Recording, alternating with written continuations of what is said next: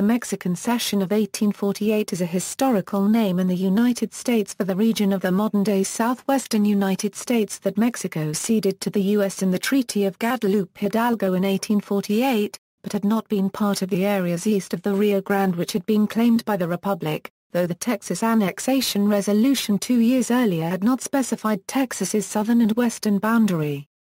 The Mexican Cession was the third largest acquisition of territory in U.S. history. The largest was the Louisiana Purchase, with some 820,000 square miles, followed by the acquisition of Alaska. Extent: most of the area had been the Mexican territory of Alta California, while a southeastern strip on the Rio Grande had been part of Santa Fe de Nuevo Mexico, most of whose area and population were east of the Rio Grande on land that had been claimed by the Republic of Texas since 1835. But never controlled or even approached aside from the Texan Santa Fe expedition. Mexico controlled the territory later known as the Mexican Cession, with considerable local autonomy punctuated by several revolts and few troops sent from central Mexico, in the period from 1821 to 1822 after independence from Spain up through 1846 when U.S. military forces seized control of California and New Mexico on the outbreak of the Mexican-American War. The northern boundary of the 42nd parallel north was set by the Adamsa-Onas Treaty signed by the U.S. and Spain in 1821 and ratified by Mexico in 1831. The eastern boundary of the Mexican Cession was the Texas claim at the Rio Grande and extending north from the headwaters of the Rio Grande, not corresponding to Mexican territorial boundaries. The southern boundary was set by the Treaty of Guadalupe Hidalgo, which followed the Mexican boundaries between Alta California and Baja California and Sonora. War and Treaty. The cession of this territory from Mexico was a major goal of the war. Alta California and Santa Fe de Nuevo Mexico were captured soon after the start of the war and the last resistance there was subdued in January 1847, but Mexico would not accept the loss of territory. Therefore during 1847 United States troops invaded central Mexico and occupied the Mexican capital of Mexico City, but still no Mexican government was willing to ratify transfer of the northern territories to the U.S. It was uncertain whether any treaty could be reached. There was even an all-of-Mexico movement proposing complete annexation of Mexico among Eastern Democrats, but opposed by Southerners like John C. Calhoun who wanted additional territory for white Southerners and their black slaves but not the large population of central Mexico. Eventually Nicholas Trist forced the Treaty of Guadalupe Hidalgo, explicitly redefining the border between Mexico and the United States, in early 1848 after President Polk had already attempted to recall him from Mexico as a failure. Although Mexico did not overtly cede any land under the treaty, the redefined border had the effect of transferring Alta California and Santa Fe de Nuevo Mexico to the control of the United States. Equally important, the new border also acknowledged Mexico's loss of Texas, both the core eastern portion and the western claims, neither of which had been formally recognized by Mexico until that time. The U.S. Senate approved the treaty, rejecting amendments from both Jefferson Davis to also annex most of northeastern Mexico and Daniel Webster not to take even Alta California and Santa Fe de Nuevo Mexico. The United States also paid $15 million for the land, and agreed to assume $3.25 million in debts to U.S. citizens.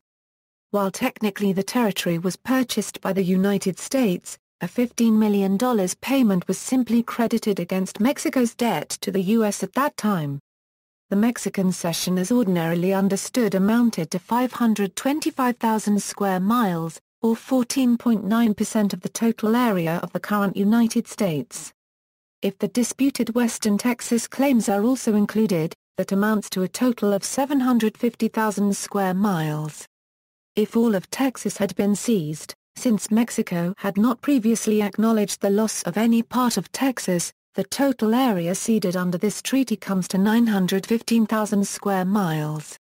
Considering the seizures, including all of Texas, Mexico lost 55% of its pre-1836 territory in the Treaty of Guadalupe Hidalgo.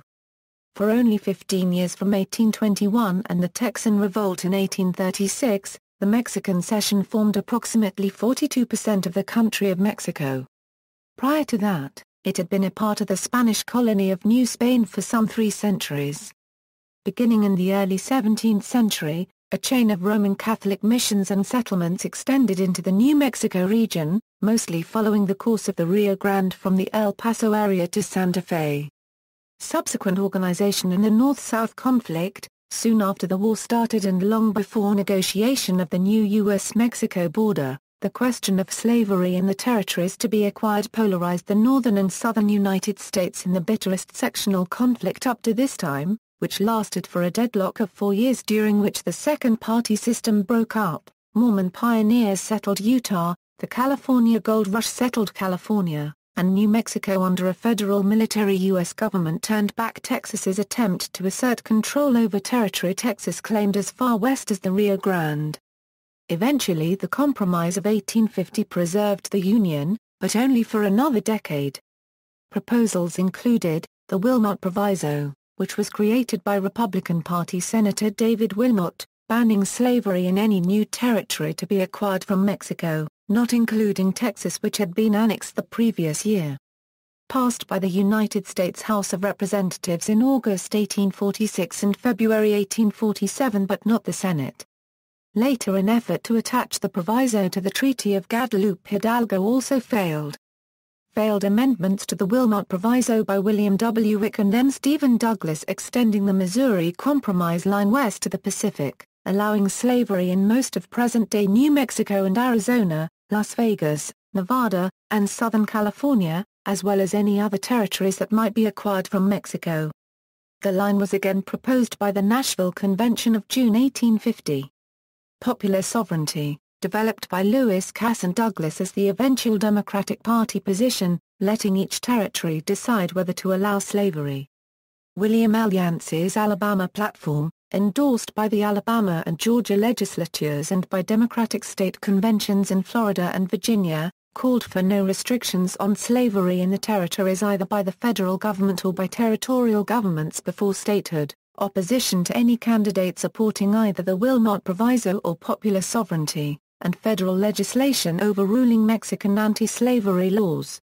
General Zachary Taylor, who became the Whig candidate in 1848 and then president from March 1849 to July 1850, proposed after becoming president that the entire area become 2 free states, called California and New Mexico, but much larger than the eventual ones. None of the area would be left as an unorganized or organized territory, avoiding the question of slavery in the territories. The Mormons' proposal for a state of desperate seizing areas from portions of the Mexican Cession but excluding the largest populations in Northern California and central New Mexico was considered unlikely to succeed in Congress, but nevertheless in 1849 President Taylor sent his agent John Wilson westward with a proposal to combine California and assert as a single state, decreasing the number of new free states and the erosion of Southern parity in the Senate, while legitimizing the Church of Jesus Christ of Latter-day Saints. Senator Thomas Hart Benton in December 1849 or January 1850, Texas's western and northern boundaries would be the 102nd meridian west and 34th parallel north. Senator John Bell in February 1850, New Mexico would get all Texas land north of the 34th parallel north, and the area to the south would be divided at the Colorado River into 2 slave states, balancing the admission of California and New Mexico as free states. First draft of the Compromise of 1850, Texas's northwestern boundary would be a straight diagonal line from the Rio Grande 20 miles north of El Paso to the Red River at the 100th meridian west.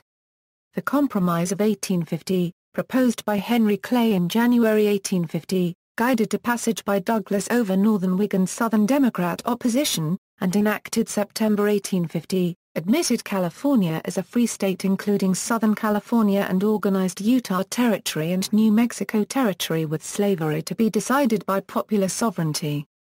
Texas dropped its claim to the disputed northwestern areas in return for debt relief, and the areas were divided between the 2 new territories and unorganized territory. El Paso, where Texas had successfully established county government, was left in Texas. No Southern territory dominated by Southerners was created. Also, the slave trade was abolished in Washington, D.C., and the Fugitive Slave Act was strengthened.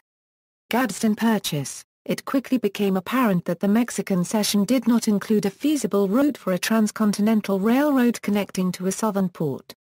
The topography of the New Mexico Territory included mountains that naturally directed any railroad extending from the southern Pacific coast northward, to Kansas City, St. Louis, or Chicago.